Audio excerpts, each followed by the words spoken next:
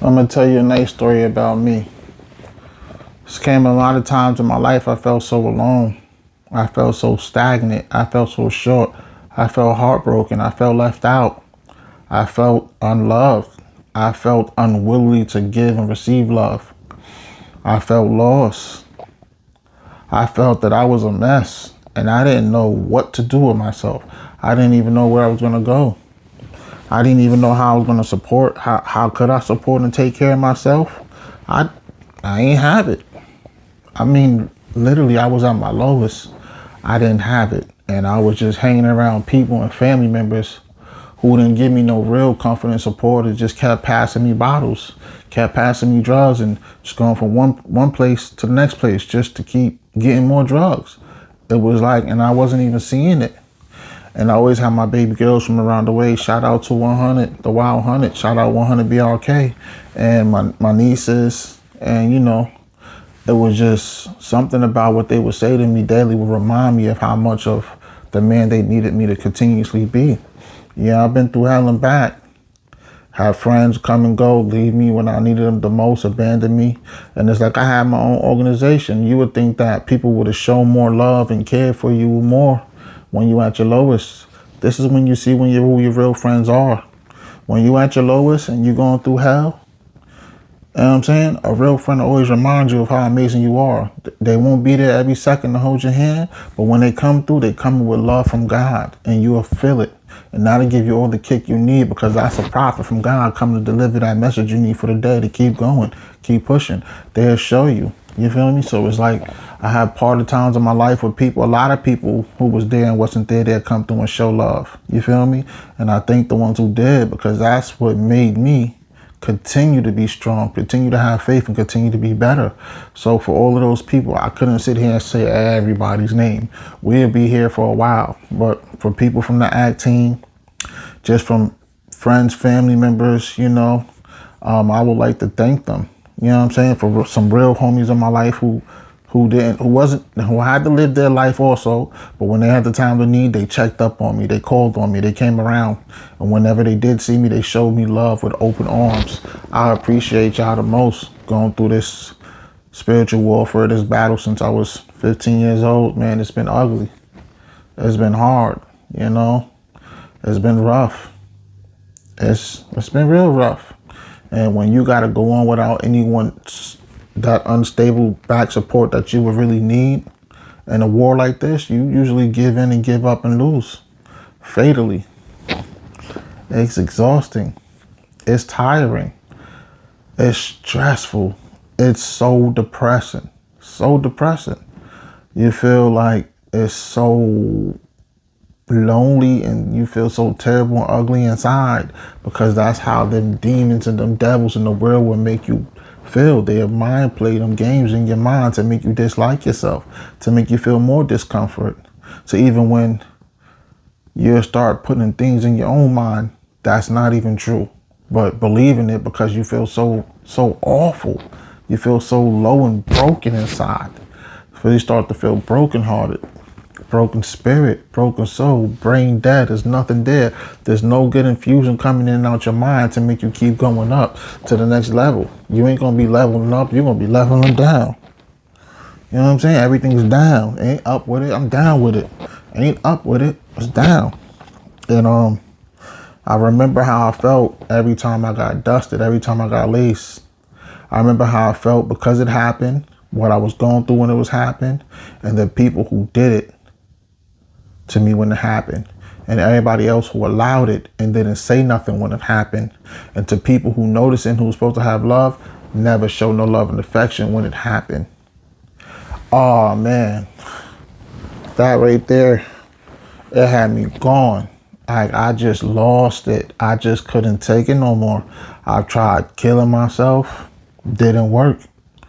I tried crying out to the Lord, and because the devil had a hold on me and wouldn't let go, it seemed like it didn't work. And it kept seeming for years. Remember, this is from when I was 15. I'm 36 years old. It's like battling an addiction that you feel you just can't ever be free from. The devil had me he was so controlled. He had a hold on me and wouldn't let go. I couldn't see it. And even though I couldn't see it, I didn't stop fighting. Nah, oh nah, hell to the nah. Nah, nah, nah, no, no, no, no. I didn't stop fighting. I never gave in and I never gave up. And God never gave up on me. This is something real from the heart, because a lot of people, they don't go through life trauma. They don't go through dealing with the mental. They don't go through, psychotic breaks. They don't deal with this. They don't see things that we don't see. They not serious. They not people with ADHD, DDHD. They don't got no type of trauma from no wars. They don't have autism. They don't go through these type of things. So they don't know what it's like. It's like you actually have a good life compared to people like us, because you don't have to fight that hard, and you're still complaining how the world beats you up every day. You go through normal things that's like going to happen to nine out of 10 of us. We go through things that's going to happen to 1 out of a million of us, and we still got to put the best scene, the best this and this and that, and we still don't have a voice to be heard for us the right way. We still get neglected. We still get spit on. We still get overlooked. Cause we not what's popping for the community for the day. We're not the most of everything that everybody got their mind controlled to. People are not influenced to look at us in those type of ways. And that's what made my pain even more real. And that's what made my suffering more. And I started to hate myself. I started to become somebody I wasn't. I was hanging out with people who had no good intentions for me at all. I was just drinking, smoking, and trying to get these voices out of my head and these pictures and these images of what I was seeing in death. And it was toxic, y'all. It was toxic. Straight toxic, y'all. Straight toxic. And I was just lost. There's nothing that you could really say to me that was going to get me out that slump. And even though I was lost, it was like God kept pulling me in closer to fight. So I kept throwing them bows. I was throwing more bows than the song Ludacris had, Throw Them Bows. This is on everything I had in my life, y'all. I never knew I would have had to fight so much just to breathe, just to smile. I had to fight just to keep having my smile, because it was even family members I was going through with it. You feel me? And I didn't have no real friends. I didn't have no girlfriend to talk to this about. Everybody who I cared for and who really cared for me was dying, was suffering, and they was moving far away. And I was on my own. And for the first time, God showed me I didn't need nobody else but him. And he kept waking me up to let me see that it was the devil. It was the devil. It was the devil trying to stop my flow and glow. And God was not giving up on me. So what he would do was every day he'd get me in routines to give me a sign.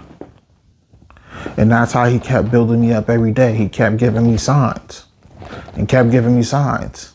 And he kept giving me signs and more signs and more signs and more signs to show that I was a son, that was a son that's mine and a son that shine. God worked with me. He healed me.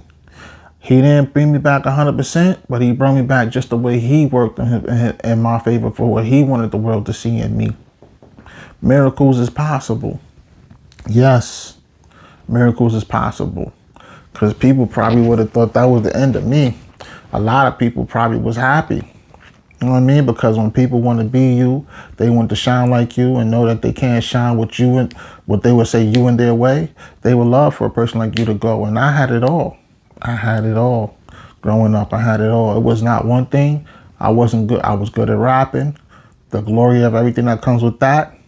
I was good at basketball, football, baseball, girls, making people laugh, being funny, being smart, sticking up when it was needed to. I always been a leader. I had my own crew behind me. I had my own stylish gear. I had it all. I had it all, and I was going places. And a lot of older people who were the people that people looked up to and admired, inspired, and wanted to be like and influenced by, and my OG, they was all in love with me. All in love with me. You feel me? I was like the little big brother. Like that's the young nigga that I like. Excuse me for that ignorant N word, but you feel me? I was a big deal. So I wanted to give all my glory out there for everybody who stuck around and had to witness me struggle and suffer. God made a better me. You got to see all the bad things that they wished on me, they wished the North Star instilled. And I just want to thank y'all. And I want to thank God the most. And I want to let everybody know out there that's going through something. Don't give in, don't give up. You're almost there. Stick with God. He'll get you through it. Look at the work he's doing on me.